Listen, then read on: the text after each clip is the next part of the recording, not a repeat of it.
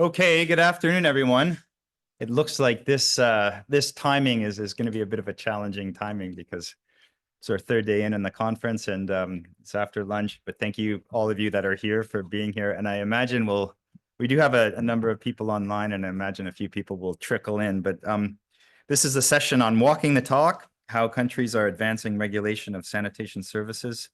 My name is Bruce Gordon, and I'm the unit head of water, sanitation, and hygiene at WHO. And I'm very, very pleased to welcome you on behalf of ESAWAS, UNICEF, Water and Sanitation for the Urban Poor. And this is a joint endeavor, and I think that there's a lot of excitement around supporting regulators. And we've heard that in plenary, and we've heard that in a number of discussions.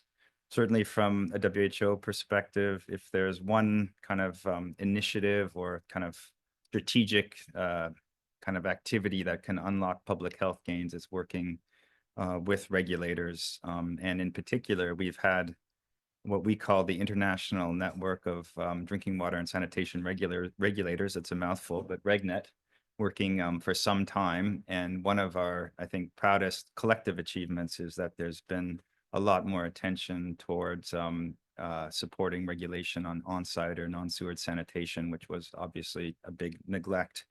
So that is it's a great thing. Today, we're going to present some new resources to you. So I'm excited to share that with you. And just to give you a little bit of a kind of a foreshadowing of what you're going to hear. Sorry, I need to put my slides up. Yeah, you can do that. Thanks so much, Sam.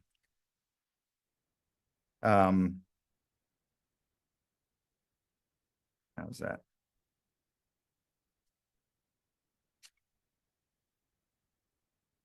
And Sam did tell me, whisper in my ear, that we're doing the kind of virtual,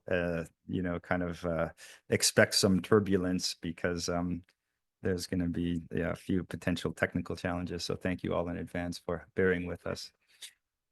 And hopefully, if it's anything really crazy goes down, it'll be humorous, but I won't be doing any more dancing. Okay, so we have so here's the kind of session overview that you can see. So the first thing that we're going to present is we're going to have Yvonne Magawa of ESAWAS, and she's going to give you a brief overview of the citywide inclusive sanitation regulatory journey. And that's going to be exciting because we've been working a lot with Sam Drabble here, who many of you know from Water and Sanitation for the Urban Poor. And Sam has been working with all our institutions on a roadmap to advance sanitation regulation. And it's really fascinating. We've been able to break this down into a number of actionable domains. And there's steps that a number of countries have piloted, and we're here to sort of share those experiences, all the way from looking at some of the enabling laws and regulation at the front end of that roadmap, all the way through to kind of some of the monitoring and corrective action and learnings at the back end. So that's another thing that we'll be presenting, and Sam will be presenting right after. And then really exciting, I don't know if Lloyd Binzi from NOASCO in Zambia was able to make it online. Not yet. But we're hoping he does, because he's going to give us some sort of on-the-ground perspective of a practical illustration of steps 1 and 2 of the roadmap. And that is from Zambia. And then we're going to hear from Abdu Maliki, and he's from Uganda, from the Ministry of Water and Environment. And we'll be giving a practical illustration of steps 3 and 4 of the roadmap, and drawing on his experiences there. And so then we'll turn it back. We'll have a little bit of a pause, and then we can have a discussion, and hopefully a good one. And we have a nice little group here that can sort of dig into that.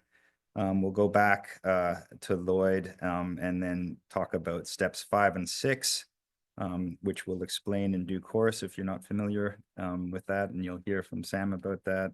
And then Anne Thomas, my colleague at UNICEF, will be moderating a panel discussion, and there'll be speakers from Bangladesh, Chile, Kenya, and Uganda. So I think with that, I think Sam, I'm going to now, is it back to you or shall we go to Yvonne? Okay, so I don't know if you, Yvonne, if you're ready, but thanks so much for joining us online. We're really excited to hear from you. So let's see if the tech works. So the magic moment. Okay, fingers crossed. Thank you, Bruce. Yes. Yeah, I can proceed. You can hear me? Yes.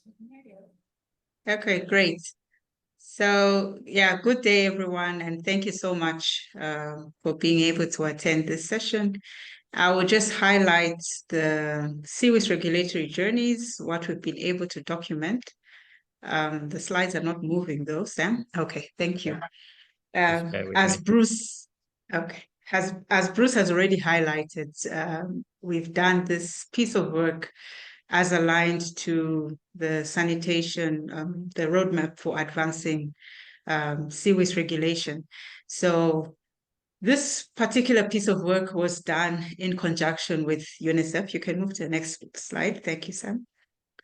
This particular piece of work was done in conjunction with UNICEF, and we looked at documenting the journeys of 6 countries in East and Southern Africa, really to be able to catalyze further improvement in sewage regulation, to be able to showcase what countries have done, what they have had to put in place, what had to change.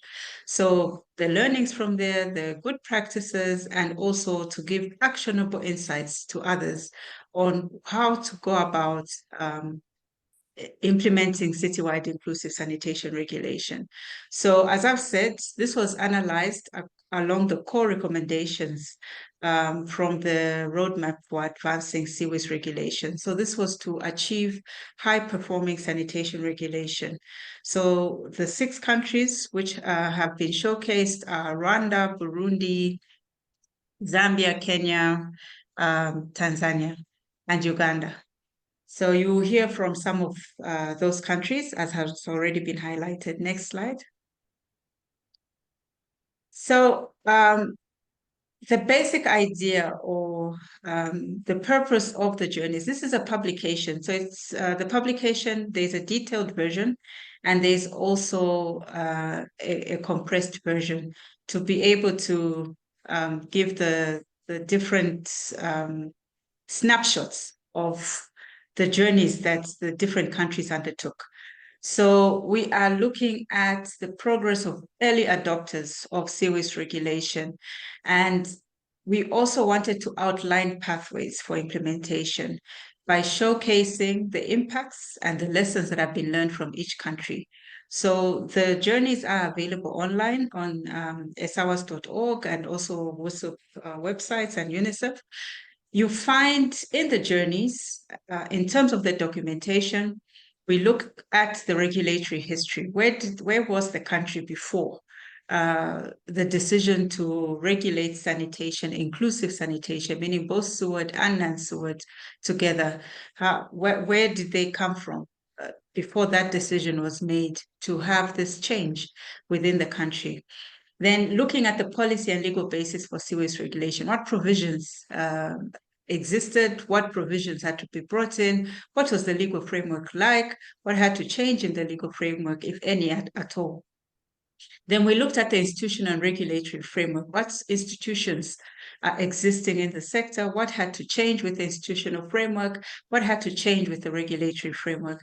The accountability mechanisms for on-site sanitation, sector monitoring and reporting, as well as strengthening regulation and service providers' capacity and incentives. This is very key, and I will highlight in the very next slide why this is very cardinal for consideration.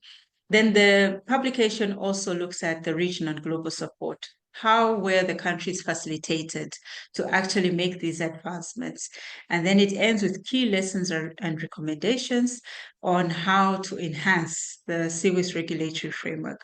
So you find a few maps, you find a few statistics within the publication that speak to all these different aspects and the journeys of the countries. Next slide, please. So Looking at the recommendations, just very brief snapshot, we've got 7 recommendations that came out of the publication. Top and foremost is to implement strong regulatory frameworks and systems, and followed by which there must be good sector coordination. So this is sector coordination that encompasses all the main stakeholders and driven at the ministry level. Then the need to promote private sector engagement was also key within a public sector approach. So to ensure that private is well engaged and well encompassed within the regulatory framework. Then tying investment and finance to accountability for results and equity is now becoming a very high advocacy in the sector, at least within Africa. This has become a very high advocacy to strengthen the role of the regulator within the sector financing framework to ensure that the sector is able to perform much better and become attractive for investment. There is need to strengthen integration and use of data for evidence-based decisions, having data systems in place that are able to speak effortlessly to the national level and further up to the global level is really a game changer for how the sector performs. Then building the capacity of service providers, as I've said, to execute the mandates. It is key that service providers are well capacitated. And it goes beyond the consideration for finance. It looks at what is exactly needed across the board for the sector to be prepared to execute these mandates. So capacity building becomes top priority as well. And finally, also being able to leverage regional cooperation, learning from what others are doing. That knowledge exchange has seen countries accelerate progress, being able to leverage off the lessons that others have already gone through to advance much faster than if they were doing this on their own. So that is in a nutshell. We invite you to please read these publications if you haven't already, and give us feedback on where your countries are with regards to sanitation regulation. Thank you.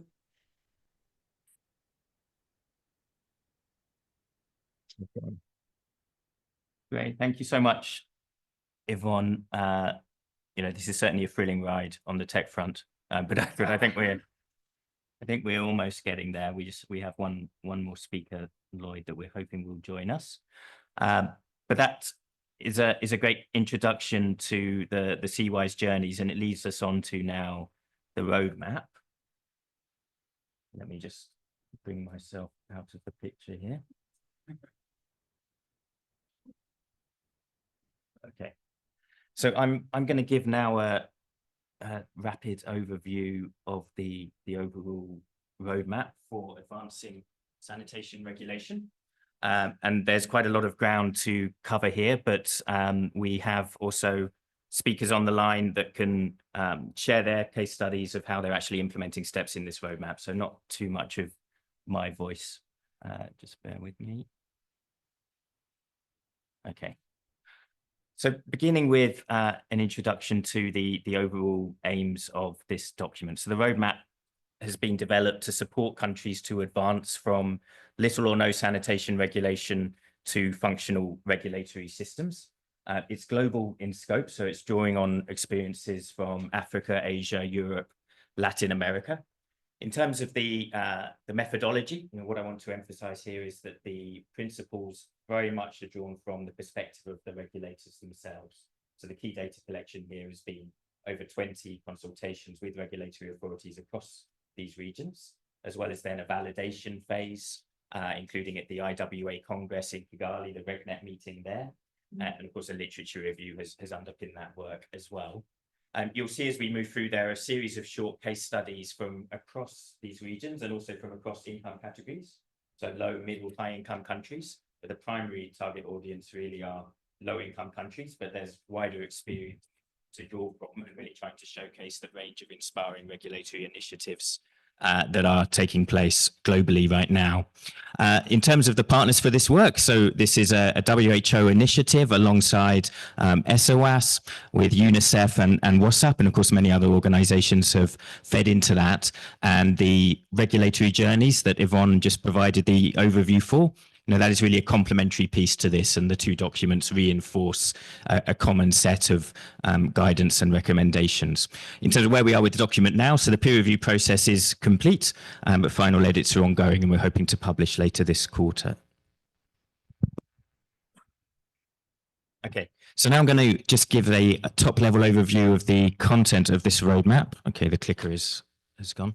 So step one, establish the current legal basis for service regulation. So it's recommended as a first step, particularly for countries that are at a very early stage in their regulatory journey, conducting a legal review and a contextual analysis. Following from that, potentially, is a review and strengthening the institutional and regulatory framework. And this is looking across regulatory responsibilities, but also service provision mandates and ministry roles, recognizing that all of these aspects are interconnected in terms of enabling effective regulation. Then we move into the accountability mechanisms and regulatory tools. And there's a lot of detail in this area in the roadmap, which I'll come on to later. Step 4 then is building the data management systems, robust public data management systems to inform regulation and service improvements. And step 5 is moving towards potentially higher capacity, more sophisticated, active regulating. So many countries currently may be in step 3, they may have certain guidelines, standards, bylaws in place, but what is required actually to translate that into improved outcomes, improved service outcomes? And that's where we see the role of the regulator in training service providers, engaging with financing challenges, and so forth. And finally, step 6 is underlining that this roadmap is not ever completed. It's a continuous process of iteration. So even countries that are at a high level of maturity, already achieving potentially near universal access, they are still having to engage with emerging challenges. And what I also want to underline here is that steps 2 to 5, they will not necessarily be implemented in a sequential order, in this order. Of course, a first step for any country that wants to engage with this guidance is to do a baseline assessment and understand their strengths and weaknesses and the areas that they need to move forward. So this isn't necessarily a linear process. It may be for some countries. Rather, these should be conceived as some of the key steps that need to be followed, the milestones that need to be in place, but not all of those will be implemented in this order. So I'm going to say a bit now about the supporting principles under each of these steps. So step 1, establish the current legal basis for sanitation regulation. So this is recognizing the need essentially to understand the current baseline in any country, who is responsible for which aspects of sanitation services currently, including policy formulation, regulation, service provision, what gaps or overlaps exist in mandates, and also accompanied by a contextual analysis of the country's sanitation sector. And as I mentioned, for each of these steps, we include a case study. So Zambia, I hope we'll hear from Lloyd at NOASCO shortly, but they're very clear around the need for this legal review as the first step, which can then pave the way for potentially wider reforms to the institutional and regulatory framework. And within this section of the roadmap, we also discuss the human right to water and sanitation, including that in the Constitution as a key legislative instrument within this discussion around legal review. Moving then into step 2, review and strengthen the institutional and regulatory framework. So as I mentioned, the key point to emphasize here is that this review should not really be limited only to regulation. It should also include recognition or understanding of who is responsible for service provision and ministry roles. So looking at that regulatory function within the context of the overall institutional framework and those interconnections. The roadmap gives then some guiding principles in this area. And first of all, was the need to clarify responsibilities across the different economic functions. So that includes economic, service quality, environmental, public health, and across the sanitation service chain. The creation of autonomous regulatory entities, this is not something that can be done by all countries. It's not feasible or appropriate in all countries, but there is emerging evidence, particularly from Eastern and Southern Africa, and actually across the African continent, that autonomous regulatory entities are associated with stronger deployment of regulatory tools, more progress, particularly in regulating decentralized service providers. So it's recommended that this is considered and more nuanced guidance is provided around how that might be approached in an incremental way. Irrespective of the regulatory model, the policy should provide the regulatory office or entity with decision-making autonomy, with insulation from political interference so far as possible. Equity is central within the logic of this roadmap. What we're trying to promote here really is regulating to achieve equity, and that needs to be considered in policy and service provider mandates. Regulatory and service provision mandates should align and should integrate water, sewer, and on-site sanitation. There's quite strong evidence at this point around that integration, particularly at the regulatory level. And governments need to understand and plan for the long-term nature of sector reform processes. So it's absolutely recognised any process of institutional and regulatory reform is not straightforward. There are many challenges, which we'll hear about in the panel later on. But there are also many examples of countries that are engaging with this process right now across regions. So Mali developing a new sanitation policy, redefining institutional roles. Nepal are an example of this incremental approach, moving towards an autonomous regulatory entity. And the ministry would say that's where they want to get to. But it's a step-by approach, which starts with a regulatory and monitoring unit. And Peru, an interesting example of a regulator who's having now to engage, backed by policy, with expanding their scope to rural areas. So there are a wide range of challenges that regulators are engaging with now in this area. Okay, so this is where I hold my breath and hope that Lloyd has come on, and he has. Okay, so let me see if I can bring you in, Lloyd. And this is where I may need some support because we weren't able to test this. Yeah.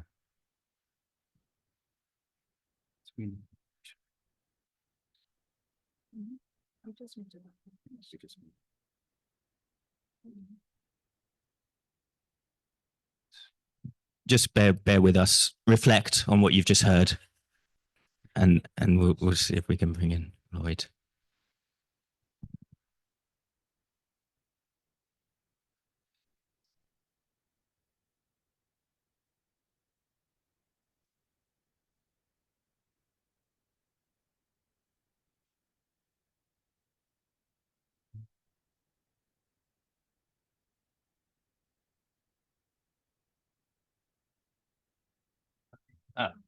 Okay, we've got Lloyd here.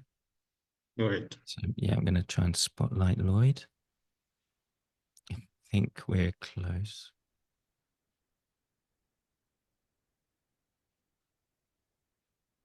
So now I need to get him across here.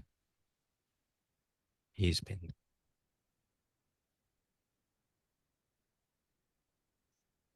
you know how to just get him across there? Oh yeah, brilliant. Yeah.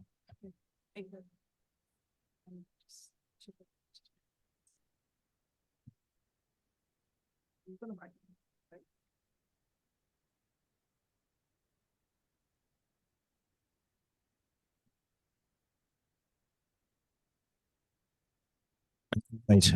I hope we can hear you. We can see you, so Are we good? can't hear you yet.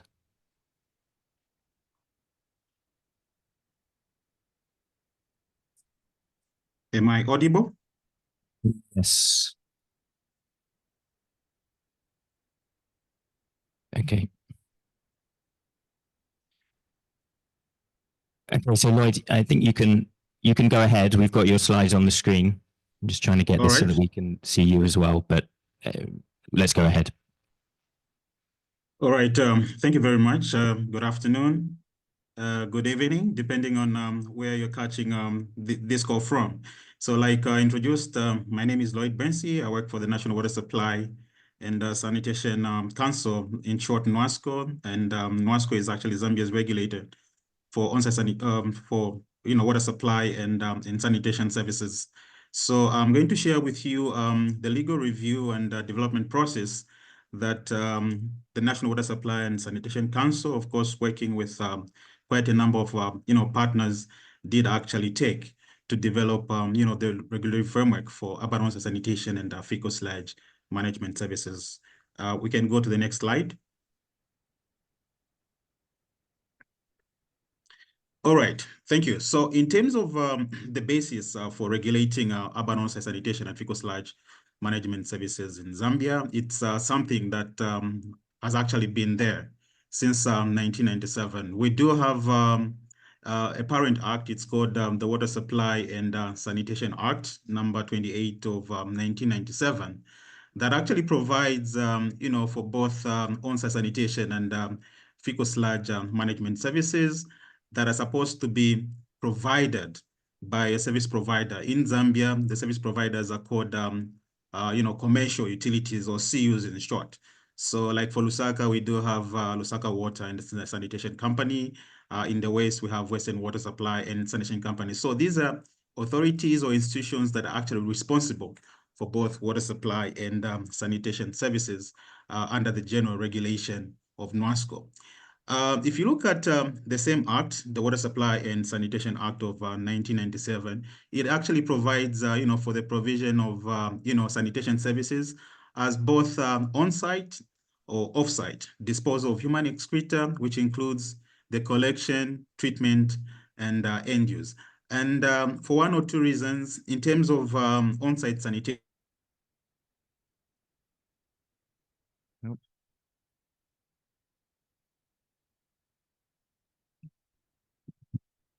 Okay, we've lost Lloyd temporarily, I hope.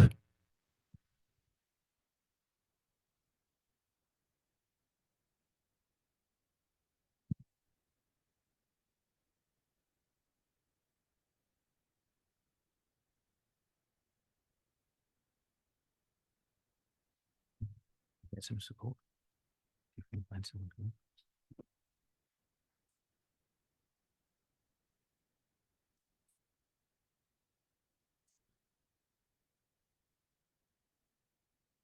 That's about it. Okay, yeah, I think Lloyd has dropped out temporarily. Okay, would you like me to take over, Sam? I'd love you to, Yvonne. Thank you. Okay, so yeah. Go ahead, Yvonne. Okay, so as you were saying, there was a transition in the mandate of the utilities within the law. So basically, the Act itself already provided for inclusive sanitation, but it did not separate between sewered and non-sewered.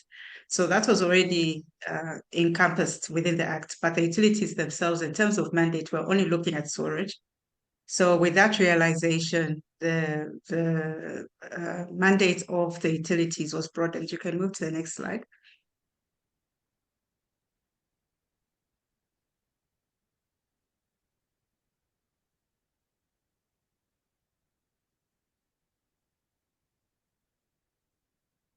Can you see the next slide, Yvonne? Okay.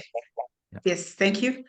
So NWASCO developed a framework for urban on-site sanitation and fecal sludge management in 2018.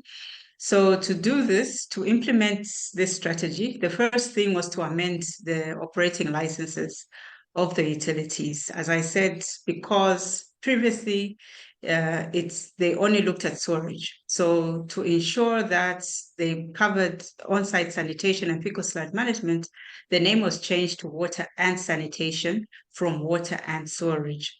Then the regulator focused on developing the necessary tools and systems to be able to then regulate OSS and FSM under the ambit or under the purview of the utilities. So the utilities as licensed service providers were the ones which took charge of on-site sanitation. And to that, NWASCO developed minimum service levels of what that would look like for on-site sanitation and fecal sludge management. They also introduced permitting requirements. Now, this allowed the utilities to be able to engage the private sector who had already been operating in this area, except they were not under any accountability mechanism. They were not under regulation at this point. So to allow that process of bringing the informal service providers, the private, to under regulation, the permitting requirements were introduced. And also NWASCO assisted with developing the service delivery models to allow this new way of working to be implemented. Next slide.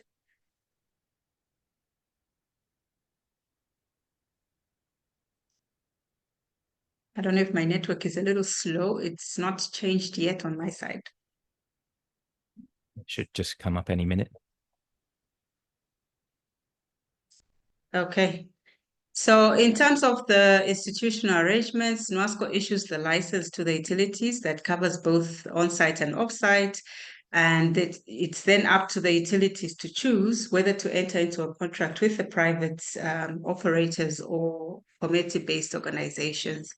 And the utilities can also enter into an MOU with the local authority, that is municipality, to provide the service in areas that are not yet covered by the utility. So those are the different ways of providing the service, and the permitting requirements entered into between the utility and the community-based or private operators has to be assented to by NWASCO. So basically NWASCO says, yes, we acknowledge this contract exists and it can proceed. Next slide.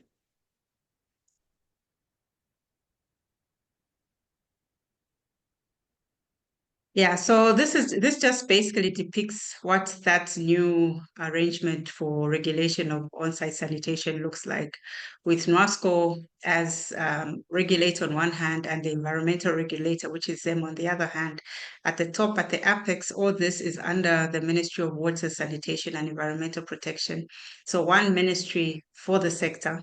And under NWASCO, you find the commercial utilities. And under the commercial utilities, as just said, you have the private operators as well as community-based service providers. So this is the way the institutional framework looks. The environmental regulator, of course, focuses on the treatment side and ensuring that effluent discharge meets the standards. Is that the last slide? Yes. Okay. Yes. We So, have a round yeah. of applause for Yvonne for loud enough that she can hear through the microphone.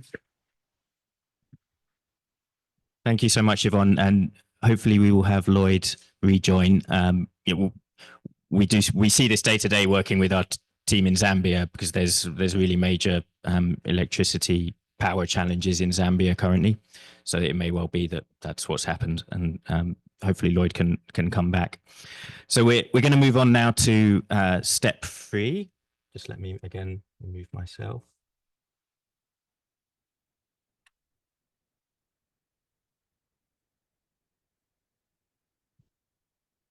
So step 3 in the roadmap is the accountability mechanisms. And as I say, there's really a lot of detail in this area because this is getting to the core of the regulatory tools that regulators need to be able to deploy.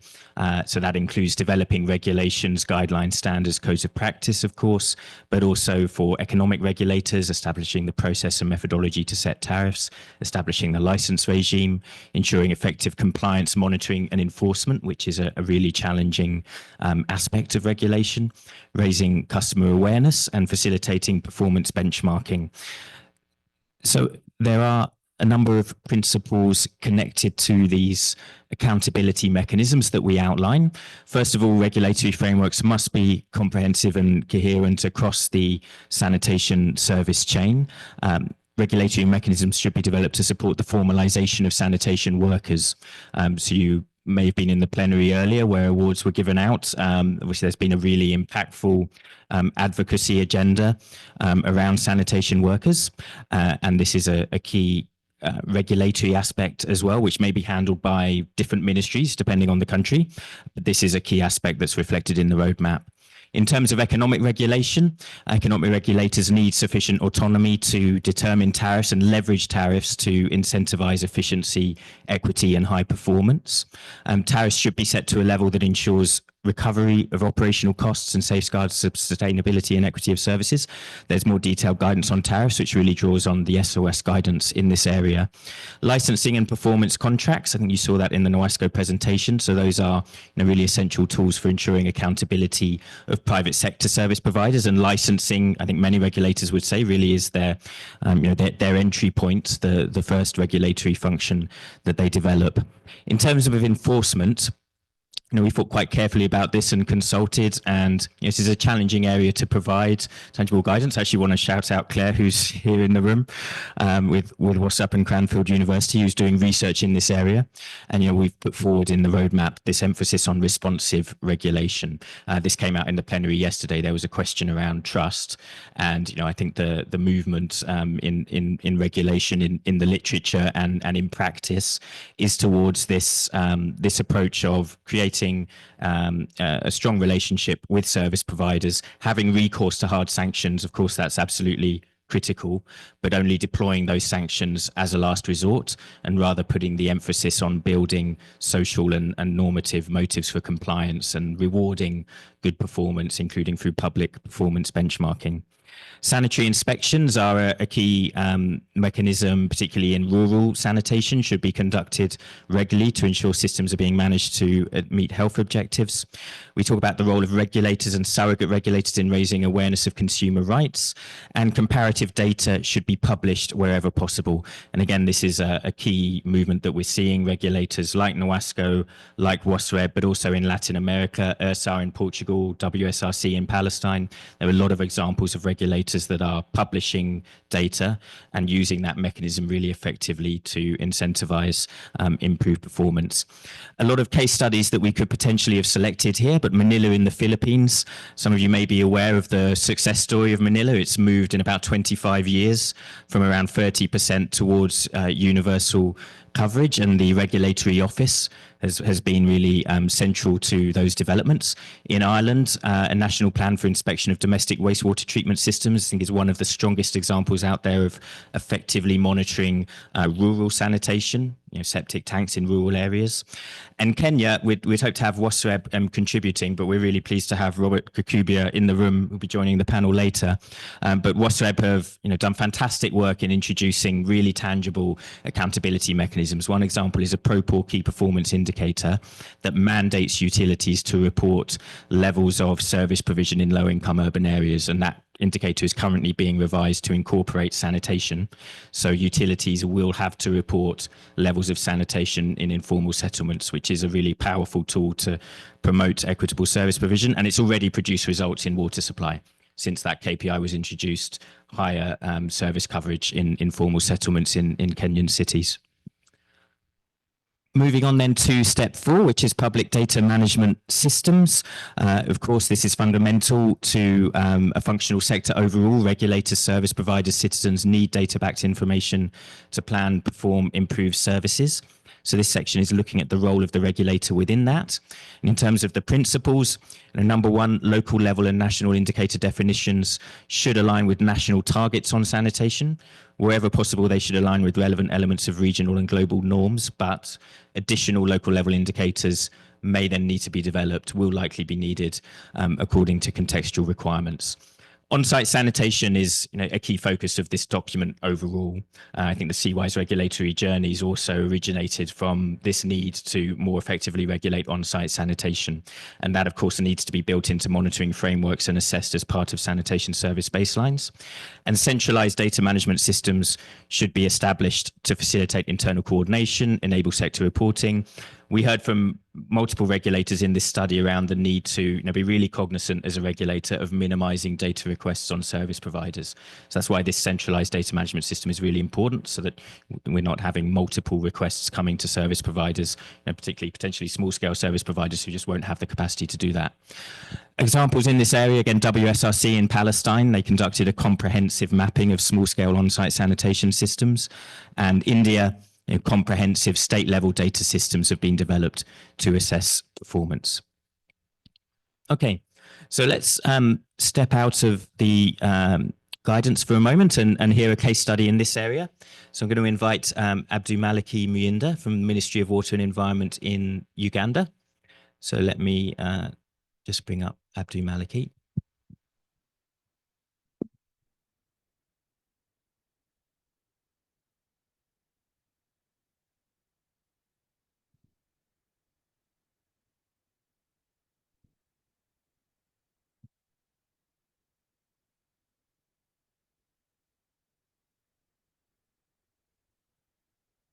Okay. Abdul Maliki? Yes. Great, go ahead. Good day, everyone. Abdumalik Muinda. It's quite quiet. Can we, is there, Are you able to hear me? is it his end or? Can you hear me? We can hear you, Abdul Maliki, but it's quite quiet. And if you're able, I'm not sure if it's at this end or your end, but if you're able to speak into the mic as loudly as you can. Here? Is it my volume or you? Has it changed in any way? Just bear with us, Abdul Maliki. We're going to try and get some support to turn this up. Okay. Hopefully then. just 1 minute. Then. Okay, it's well.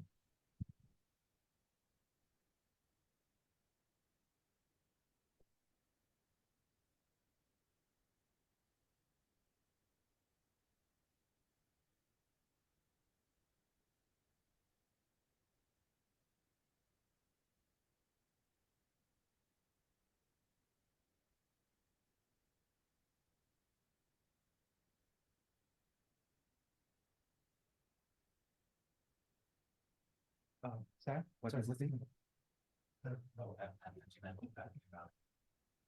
Hello, Abdul. Abdul? Yes. Yes, please. Okay. Are you able to hear me?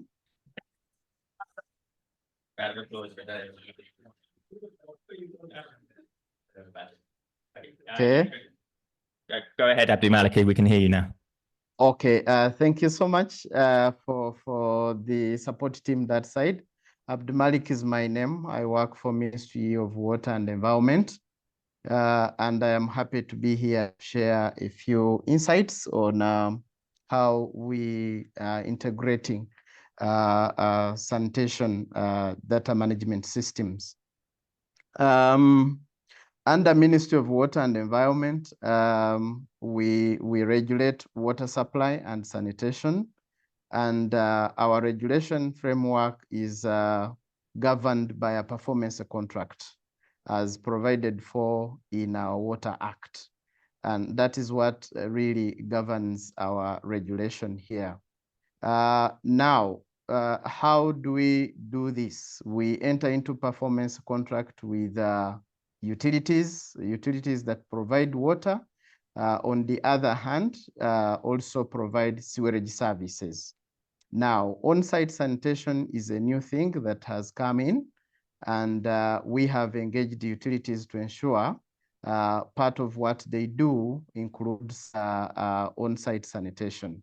For the national utility, key to mention here is the focus is largely on sewage sanitation, but increasingly we pushing them to ensure they also look at on-site sanitation. Now, in the meantime, there are smaller utilities based in the regions that are actually providing water supply in the regions. And in addition to their mandate to do water supply services, they're also doing on-site sanitation. What do I mean here? There are regional fecal sludge treatment plants that have been established in a number of regions. So the umbrella organizations receive sludge from the different households and treat it. So basically, for us to be able to manage and monitor the fecal sludge, where it has been emptied, has it been actually deposited at the right place such that it doesn't end up in the environment?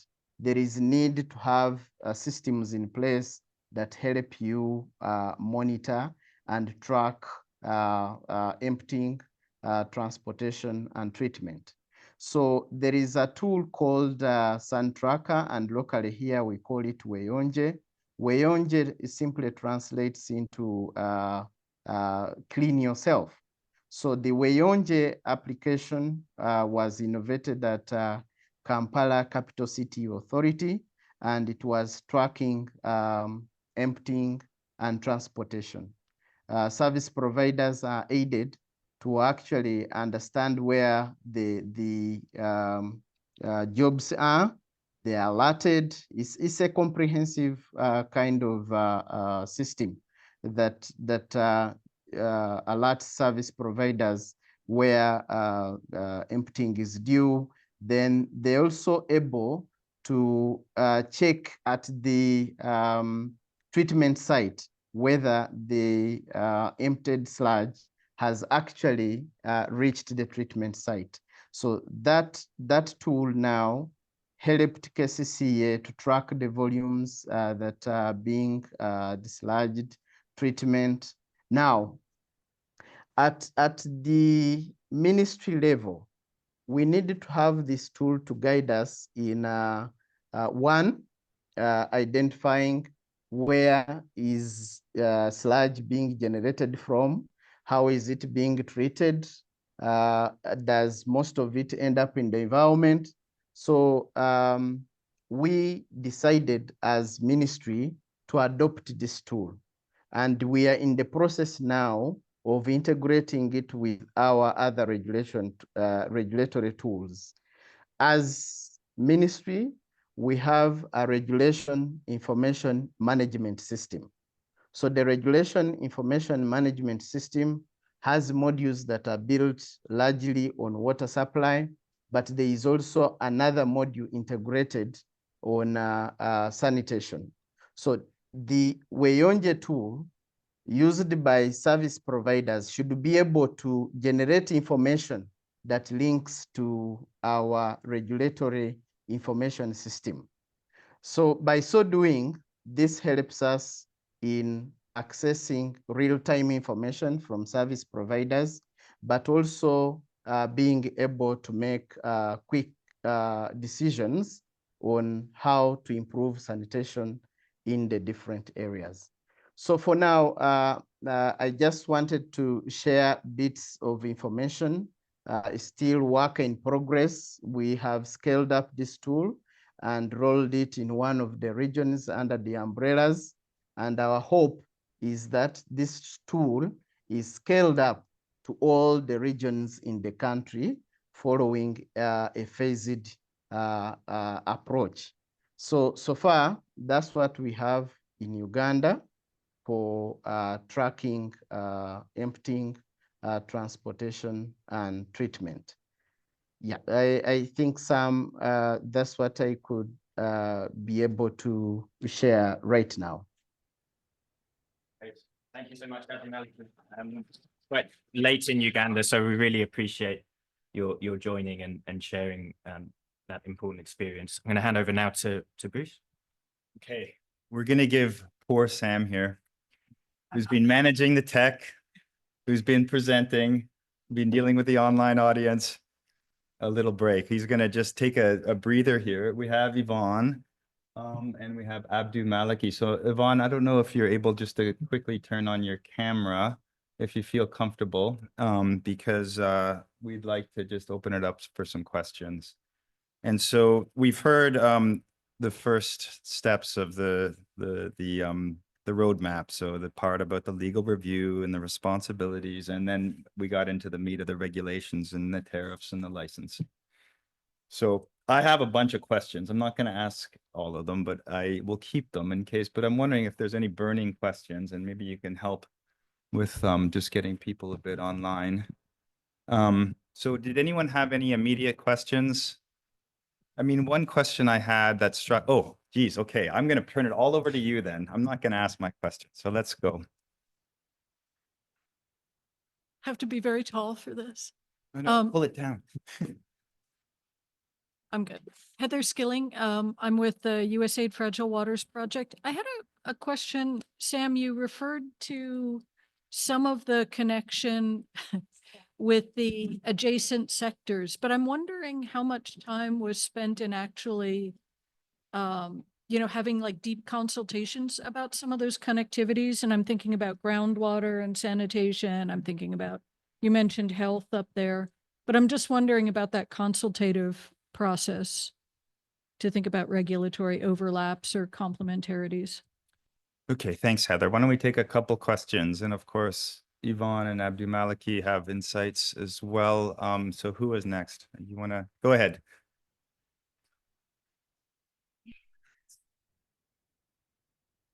It's not really a question, but a suggestion. So I think the guidance document is a much needed one to include non-seaward into, the traditional way of looking at pipe seaward. My suggestion is when you look at non-seaward, I think there are many actors, and especially when you look at decentralized systems, so there are too many. And as a regulator or a utility board, you have very few people. So it becomes very difficult to monitor. It's very easy relatively to implement or to make regulations and to even mandate institutions to make sure that they do this. But it's very difficult to monitor what's not services that they don't provide, services which are provided by private sector. So I think there should be a little more emphasis on how technology, like there were examples from India and there were examples Uganda, but I think a lot more emphasis on technology, how technology can be used as a lever to ease the process of monitoring what is not in their control. I think that can lead to build capacities of regulators to monitor a lot more cases on technology. Please. Thanks. Thanks so much. Go ahead. So I had two questions. So the first one was about surrogate regulators. So I know you referenced them in terms of customer engagement. I was just wondering about like wider engagement with surrogate regulators like associations or wider engagement with civil society for other areas of regulation, not just that customer awareness. And the other question was about formalization. So obviously also you referenced the formalization process, but certainly most of the places where WASIT works, the informal sector is like often the main service provider for a lot of the cities. So I was just wondering about, and this, I feel like a plant now actually, because I know you're working on this, but like additional work on formalizing the informal sector and how that could take place. Okay. Last question. Yeah. I've just got one question, and it relates to how do you track progress in terms of ensuring that the tool is implemented well? And at what stage would you say then the tool has been successfully implemented within those particular countries that you've stated? Okay, fantastic. So Sam, how does it feel just to do one thing at a time? Which is, and most people think that answering the question part is a stressful part, but I can tell you doing this tech where you actually, because the thing is you don't see what's there. And so it's impossible to manipulate anything on this because it doesn't look like that. But anyway, Sam, go ahead. Okay. No, well, thank you. Yeah, all really good questions. So beginning with Heather in terms of cross-sectoral aspects. Yeah, I mean, I would like to say that there was an extensive review looking across sectors, but to be honest, it was somewhat outside of scope. So when I talk about the connectivity, really the emphasis was on the connectivity around water and sanitation and potentially other aspects of what might be included in sanitation writ large, like drainage and stormwater management. And it was looking at the connectivity between the ministries that will be involved in those services. And I'd say that the strongest recommendation that comes out is really within the water and sanitation sector, which is around alignment between responsibilities for water supply, sewage sanitation and on-site sanitation, and the logic of integrating those responsibilities at the service provider level and at the regulatory level. So it was outside of scope really to be looking at mechanisms for kind of wider cross-ministry collaboration and integrating sanitation with other basic services. But I think that's an area potentially for further exploration. To the point around monitoring, so one, I think it's a great point. Again, this roadmap really is at a high level. So the way it's been conceived, and I think you'll see this when the document is published, it's really trying to set the overall architecture of what needs to be in place, and there are numerous areas within that where there's a need for detailed technical guidance, and that might include around technological solutions to support improved monitoring. And that's where I think the roadmap, if it's doing its job, should be linking to wider resources. And you see that across the piece. So if you take, for example, treatment and wastewater and fecal sludge treatment standards, then the roadmap will link to a WHO resource that's being developed now around guidelines for developing wastewater and fecal sludge treatment standards. It won't go into detail on what those should be within the document itself.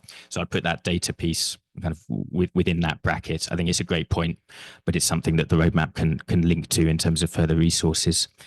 On surrogate regulators and formalization. So surrogate regulators, the roadmap doesn't go into depth really on the wider aspects of that. And if I can be direct, Claire, I almost think your research is kind of leading the way in that area, because it's not something it's not something that came out strongly from the consultation with the regulators.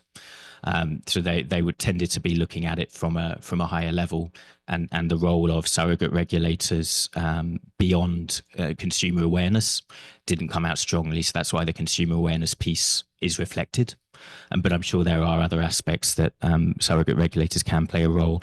And on formalization, so thank you for the lead in, I guess, to guidance that ESAWAS and WASUP are developing now, because this interface between the mandated service authority and the small scale private sector.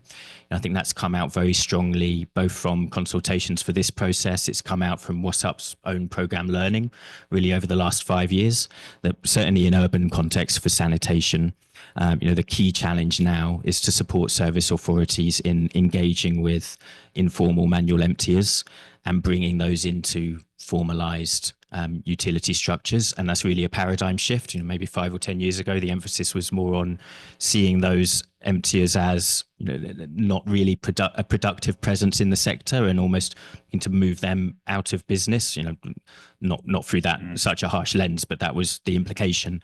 Whereas now it is recognizing that they are providing services, they have an important role to play, and actually the challenge is formalizing and raising standards all round, not putting those emptiers out of business. So that connection and the contractual arrangements, the standard operating procedures, everything that needs to be in place to support that is an area of focus, I know, for ESAWAS currently.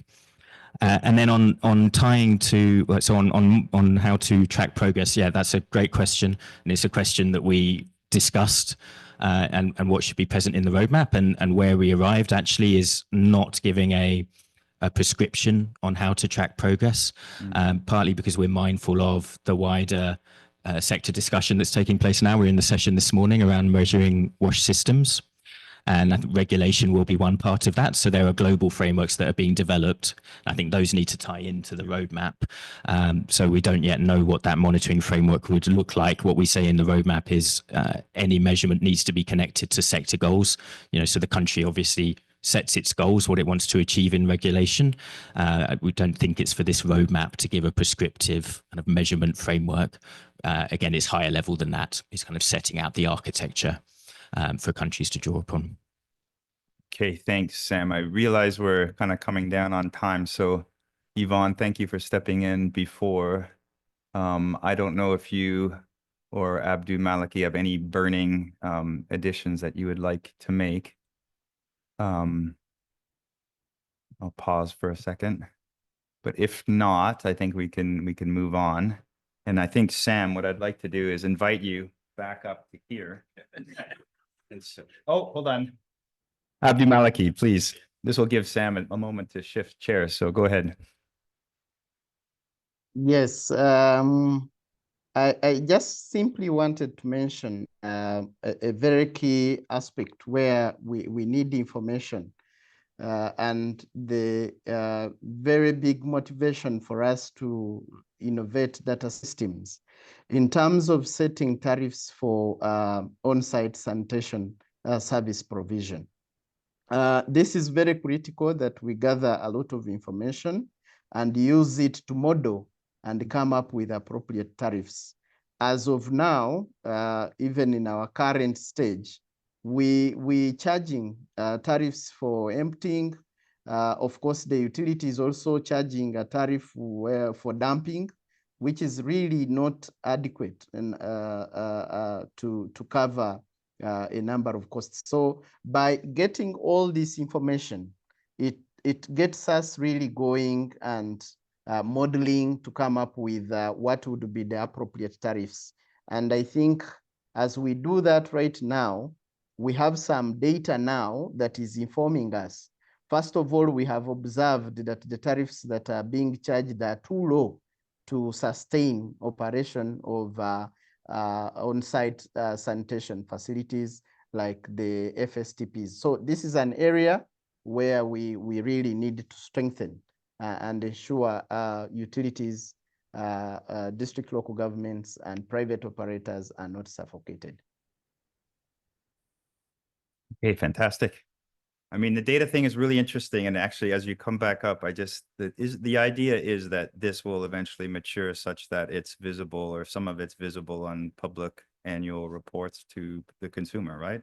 And that the public can actually see some of this and some of these information systems. That'd be very interesting. Anyway, I think you're back on yeah. So just the last contribution from me. I'm sure you're sick of my voice. So I'm just going to wrap up now with the final two stages of the roadmap, and then we'll go into the panel discussion. So step 5, and this is a really interesting development that we're seeing regulators, particularly across Eastern and Southern Africa, but also other regions. For our participants online. So step 5 is around strengthening regulator and service authority capacity and incentives. And I mentioned at the outset that, you know, there's a distinction between passive regulations and then active regulating. And this is what this step is speaking to. And we break that down into, first of all, growing the regulator's own human resource capacity. You know, what does that look like in terms of technical specialisms? But then perhaps more centrally, training mandated service providers, the role of the regulator in engaging the service providers. I've heard Yvonne talk in other forums around this point that a regulator is really only as good as the service providers that it regulates. And to achieve good outcomes, the regulator needs to be engaging in building their capacity, and also supporting dedicated new revenue streams to drive service extension. And I'll just elaborate on that. So for the guiding principles here, the regulator staffing levels and skill sets must follow from the specific regulatory functions to be performed. We're seeing that regulators can have a leadership role to play if they're able to establish themselves as a trusted technical and social actor. I want to caveat that shouldn't be assumed. And there's a lot of work that goes into that. You know, regulators are not by default trusted social and economic actors. They have to earn that trust. But if they're able to, then they're in a position to support sector coordination, drive processes of sector reform. To be effective, regulators must build the capacity of service authorities, and we highlight Rwanda, Rura, and their role, and they're taking steps across regulatory activities to build capacity. But they can also support the scaling of services by helping to address the financing gap for sanitation. So, of course, running through all of this is the reality that financial resources for sanitation are, you know, often far too low. You know, the financing gap is vast, but we're seeing regulators actually engaging with this challenge. So an example is Aura in Mozambique, who have led the introduction of a sanitation tariff to help bridge the financing gap. WASREB, NWASCO, other regulators in the region have done similar work around introducing sanitation surcharges, and that is work that regulators are positioned to support. And then finally, on step 6, as I mentioned at the outset, regulators are consistently faced with new challenges, and it's really important that this roadmap does not convey that there is an end point. There is only continual adaptation and iteration of the regulatory approach. So this chapter is exploring how established regulators operating in mature sectors, high levels of service coverage, they're continuing to evolve their approach, and particularly in the face of climate change.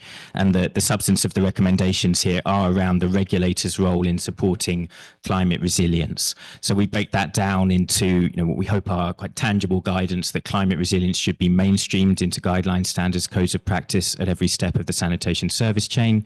Tariff models need to be adapted. This is still an evidence gap in the sector. Very little little research to date on the costs of climate resilient sanitation. Logically, there's reason to believe they will be higher in terms of operations and maintenance. So how is that going to be built into tariff models whilst balancing financial viability and affordability? And regulators need to build in the flexibility in regulatory frameworks so that service providers can adapt and ensure continuity of service in droughts and extreme weather events. And really interesting case studies in this area. We'll hear shortly from Rodrigo, the regulator SISS in Chile, a forward-thinking regulator with a strategic agenda that looks to address the challenges of climate change. SPAN in Malaysia, they've continued to evolve their institutional and regulatory model. And we had hoped to bring Lloyd in here, but I know he's not online. So I'm just going to close by showing you what this looks like across the roadmap, because we've given a number of country level case studies for individual steps, but it's also necessary, I think, and effective to present what this looks like in a country that has taken steps across the roadmap. But we've given two examples, one early stage and one mature stage. So here's an example of what whole roadmap implementation can look like at the early stage. We're in Tanzania.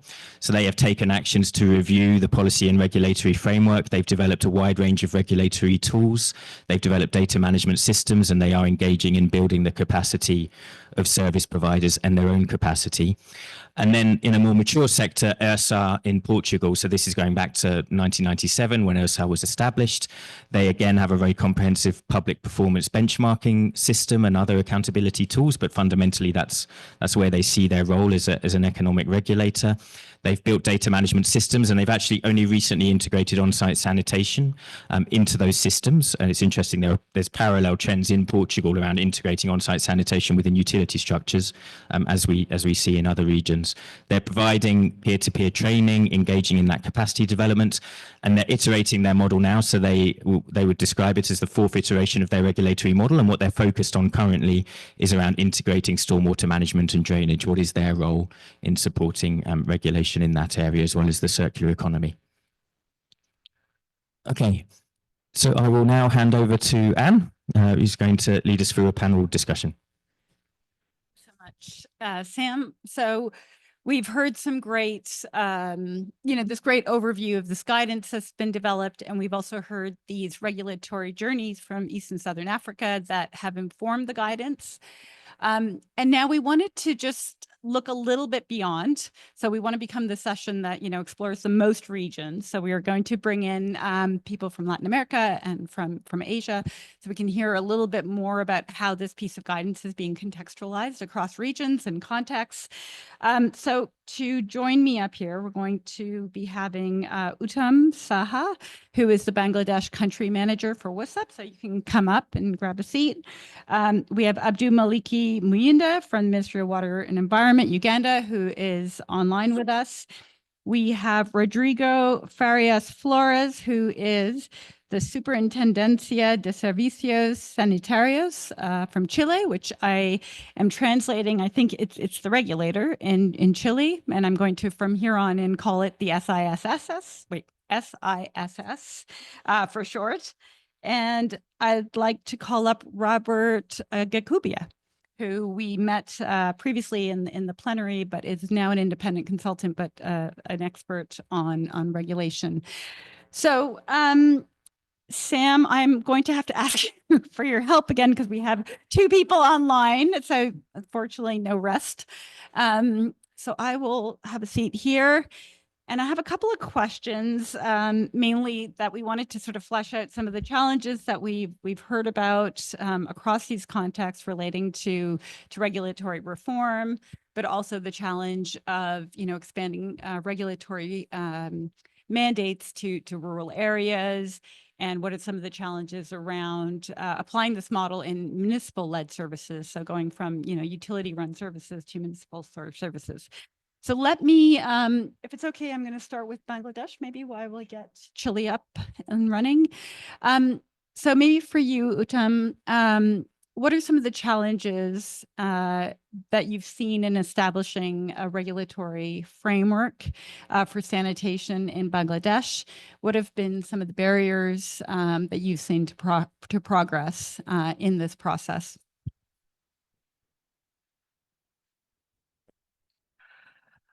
Thank you. This is a very good question. Like Bangladesh government, they have already developed particularly for the fecal sludge management, institutional and regulatory framework. So the overall Bangladesh, we have actually different kind of local government institute. In the rural areas, we call it Union Council. As a smaller municipality, the bigger one is the city corporation. So the government have already developed the framework for fecal sludge management for the rural areas, small town and comparatively medium cities, but they could not complete for the mega city, that is the Dhaka city. So they are still working on it, but this is only a framework, but the wash sector stakeholders are actually demanding beyond this framework. They are demanding for the establishment of a regulatory body. It kind of either a regulatory commission or kind of a regulatory authority, and this authority or commission will not only be dealing the sanitation, how they can deal also the water supply, because this is one of the demand from the water sector. So the demand, actually the government put to this commitment into the different planning and strategic document, like the Bangladesh government, they updated the national water supply and sanitation strategy, where they clearly mandated, declared that the government will form this water supply and sanitation regulatory commission. And also within the government, they have also bigger development plan, which they call is kind of a 8th 5-year development plan. So they also committed that to set up this regulatory commission. But unfortunately, what is happening, like the governance type and also the scope of this, the commission, still there are different debate among different government organization. Because the government have already a couple of organizations are there. So those organizations actually formed under different acts. So, what will, if they want to set up a new regulatory authority, so what will be the contradiction of the previous act? So now the government, so after so many consultation, the government has decided that they will form not a legally binded, extremely independent autonomous commission, but they will develop a ministerial level small agency to look after this, the regulatory aspect for both the water supply and sanitation. So they will start with a smaller capacity, and gradually they will wait to learn how this actually goes on. So based on that, actually they will rethink for the necessity of the development of independent water supply and sanitation regulatory commission.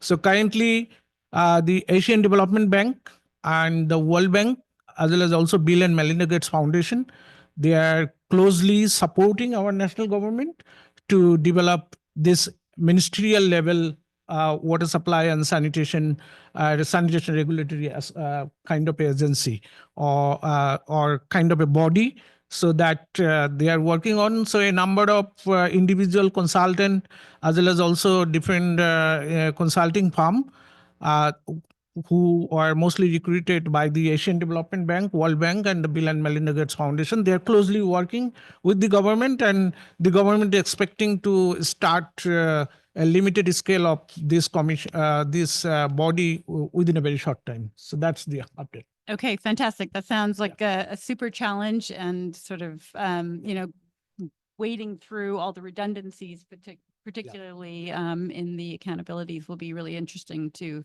see how that comes out. I just wanted to shift maybe to Kenya. Is it okay if I go to Kenya? Before we go to our online panelists, Robert, Kenya recently expanded WashREB's mandate to cover rural areas and rural sanitation in particular. And I was just wondering what some of the challenges have been with expanding that mandate to rural areas.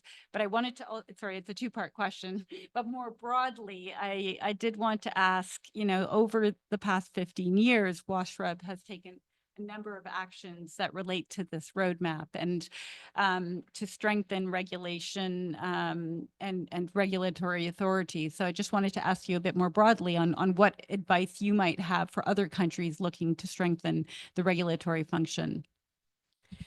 Thank you very much, and thank you for being here. I think if you look at the Kenyan regulatory journey, when we started regulation, as I noted earlier in the plenary, it was really part of the reforming the sector. So regulation came about as trying to reform the sector, and by reforming is basically trying to improve the service provision outcomes within the country. But with respect to sanitation, I think for me, what really hit me is even before I started regulating through that the agency where I was working, I was at policy level.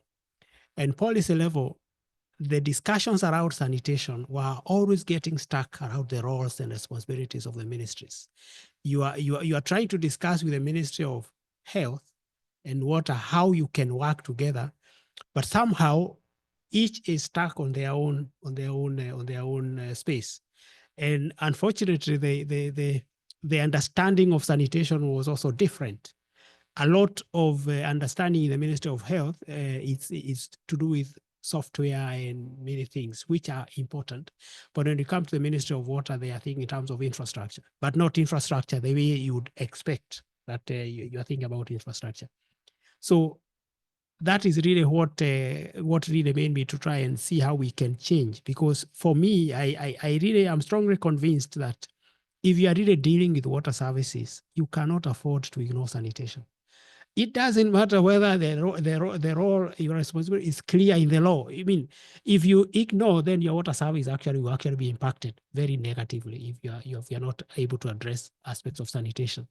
And sanitation in this case is about dealing with fecal sludge and safely managing fecal sludge, because many areas are actually served through those on-site systems, and there will therefore be a lot of fecal sludge problems. There are very few areas with ESAWAS, so you have to understand that even the same the bad sanitary practices will still impact even from your water source, from the raw water source all the way up to the treated water source. And especially because we also don't have 24/7 supply, having no water in the pipelines is also a risk, especially if sanitation is still very bad. So somehow, as we tried to kind of provoke and make sure that the water utility is actually thinking along those lines and trying to implement safety measures and how they can address sanitation. But the challenges have a lot to do with capacity, for example, capacity both at the regulatory level and even capacity at the utility level. So, and that's the reason that brought us to establish standards. For example, what kind of people do you want managing a utility? You establish those standards, but those standards are sometimes undermined by politics, because politics, put a lot of pressure on water utilities to bring in more people, but not necessarily the competencies that you require. So that's a major challenge. And we are still having that challenge. But then, of course, the issue of resources, also resources at the regulatory level.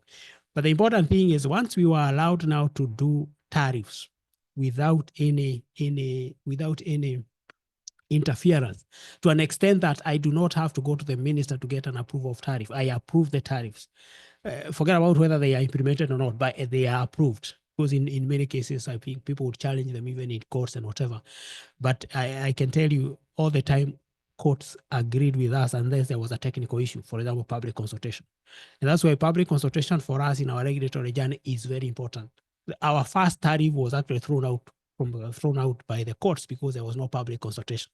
And I was clapping myself because only that, then we agreed with my team, let's do public consultation. And since that time, there has never been any challenge of the tariff on any other basis, not just on public participation. So once you get your tariff approved, you are able to discuss with the water service provider or the utility what are the sanitation aspects that could mean costs and if you can actually include those costs in the tariff, and the regulator goes ahead and approves those tariffs. The only requirement is, and the major one is, that money has to be ring fenced for sanitation, because a lot of money was being charged for wastewater through sewer, but a lot of that money is sewer, yes, 75% of the bill or whatever, but it is used actually for water. So we actually have a lot of resources not even going to sanitation, I mean to wastewater management and all that. So these are some of the challenges we have faced, but the regulation of sanitation continues to grow, and it did not start just because there was regulation of it started because we had to bring in regulation of rural water because we were supposed to consider the interest of everybody.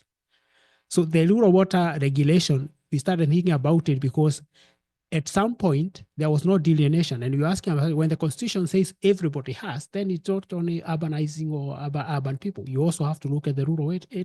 But for you now to regulate or to make sure that they have, you need now to monitor and have targets and whatever. That's how we started thinking about a regulatory framework for rural water services and rural water and sanitation. And we released our regulatory framework in 2019, but now we are also now looking at how you bring in sanitation and also bring in terms of non-seaward sanitation.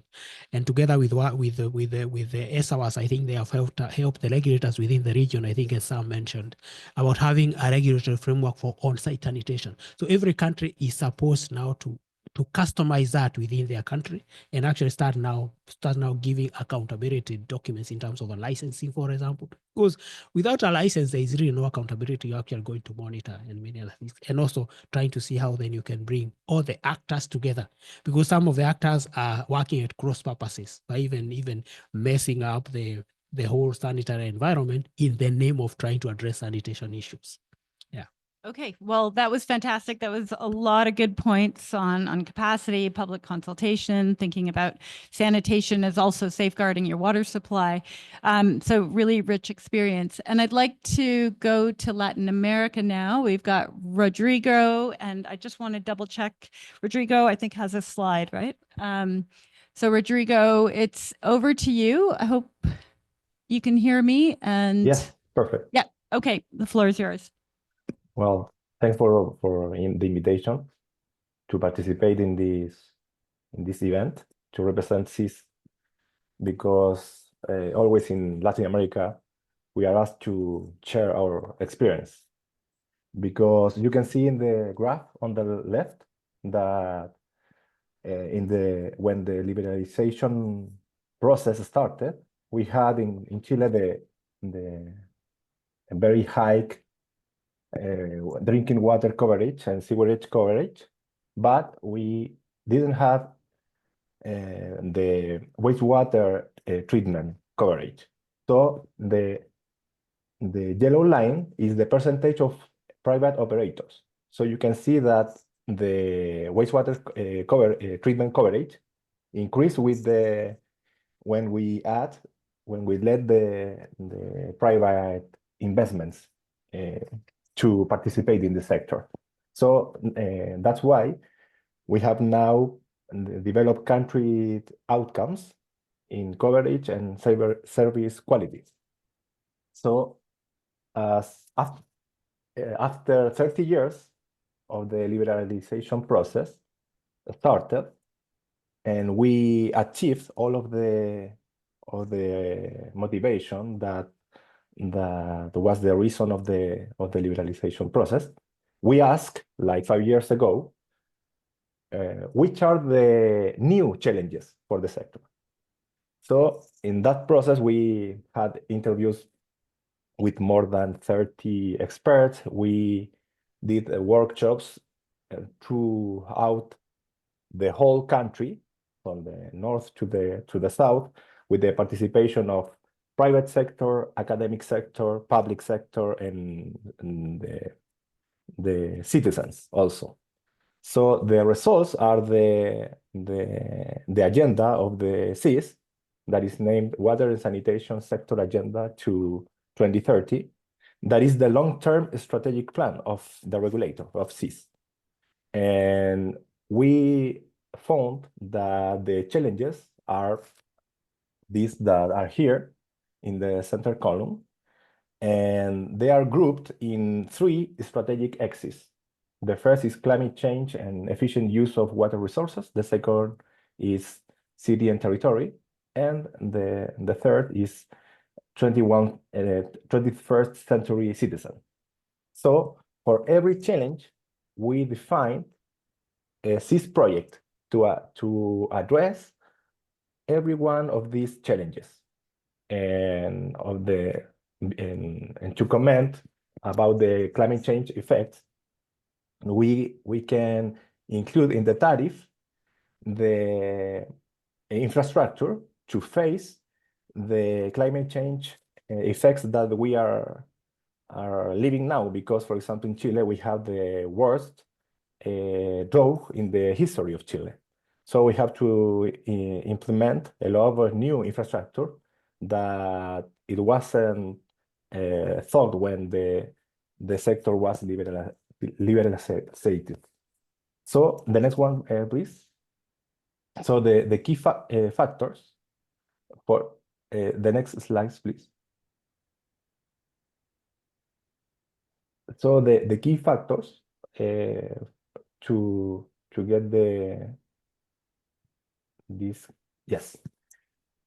achievements are first scale economies, because when there were big public operators before the liberalization. Also the private-public partnership, because the high investment do not come from the national budget. Also a clear and detailed regulatory framework. For example, the tariff processes are supported by very prestigious academics in economics and awarded teachers.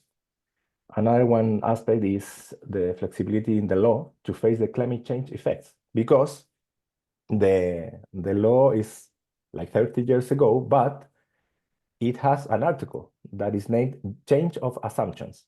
So that article has been very useful to include the infrastructure to face the effects of the climate change. Also, the technical solidity to promote consensus, because scientific evidence facilitates the agreements between the regulator and the regulated companies, operators. Also, we have in the country a law named Transparency and Citizen Participation. So every public service has the obligation to respond to the requirements and queries from citizens. And the final aspect that has been named with a lot of other countries, like a positive aspect in Chile, is that the hiring process to select the highest regulatory authorities are through applications that are open public competitions. So every citizen with the qualifications can apply for those charges. Thank you. Okay, thanks so much, Rodrigo. This is really interesting, I think, to see a country that's reached such high levels of service coverage, and the kind of focus that you have now on climate change and citizen participation. That's really quite interesting. We don't have time, unfortunately, for a follow-up question on that, because we're just about to close the session. But I did want to give Muyinda the floor for a second. And Muyinda, if you could just give us a very quick intervention, just to talk about, the experience applying this in a municipal context. If there's maybe one thing you could share about that experience that may be different than what we see in a typical utility run scenario. Over to you. You mean, for example, to face the effect of climate change, we included the tariff. Oh, thank you so much. I think there are just two things that I want to share with us. There are issues to do with the sustainability of the service, and looking at municipalities leading this process. What is the regulatory purpose for municipalities? In this case, we see municipalities are coming in to give licenses, but their objective is largely to generate revenue. It's not geared towards ideally having improvements in service provision. So this, in a way, affects sustainability of sanitation service provision. So it's critical that we need to look at what the purpose is if municipalities are taking lead in implementation of this framework. The other aspect, a very last one, because in the interest of time, is the issue of availability and resource allocation. So we operating in an environment of increasing, narrowing down of the physical spaces in most of our countries. I don't know about others, but here in Uganda, the physical space is narrowing down, but we're having a number of costs.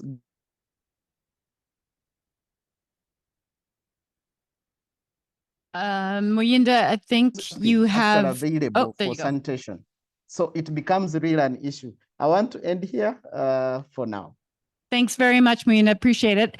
I want to, I'm really sorry, but I don't think we're going to have time for further questions, but they are here and you can come ask them questions at the coffee break. But I did want to give a hand to our panelists for a really good intervention.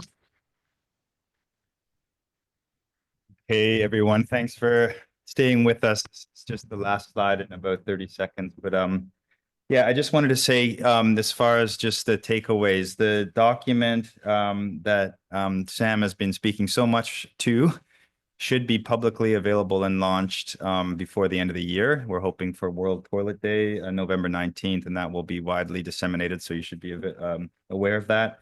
The Journeys document that Yvonne presented is already published by ESAWAS and UNICEF. So please have a look at that if you haven't had a chance to see it. And the thing where I think most, kind of the biggest thing that's driving us now is this call to action. And if you haven't been part of that, we're doing public consultations and consulting on it. But basically, when we've been discussing with regulators some of the issues they face through RegNet and in other forums, there's a real desire and kind of demand to keep exchanging this information on how to optimize good practice in difficult situations. And some of that was shared today. But it seems the biggest issue is really the enabling environment and the chronic underinvestment in regulation. And the message to us is we need to go higher, sort of on the political food chain, to get a better space for regulation. So that's what we're determined to do. And when I say we, this is a collective effort and involving really, God, who was saying today, just like the stars are aligning. It was in another event, but it was basically there's so much external support kind of galvanized around supporting regulation that we almost need we do have an internal coordination mechanism, all these actors. And it's really, I think we do have the power to change and influence politicians. So that's what we're going to do. The information is there. There's a QR code that was launched kind of softly at the IWA Congress in Toronto in August while many people were on vacation. So it was quietly snuck into the world, but you'll hear more about the consultations and hopefully this call to action will mature and be launched in next year and possibly World Water Day. But we're really excited about that. So thank you very much for dealing with all the tech issues, and thanks to everyone online for also dealing with it.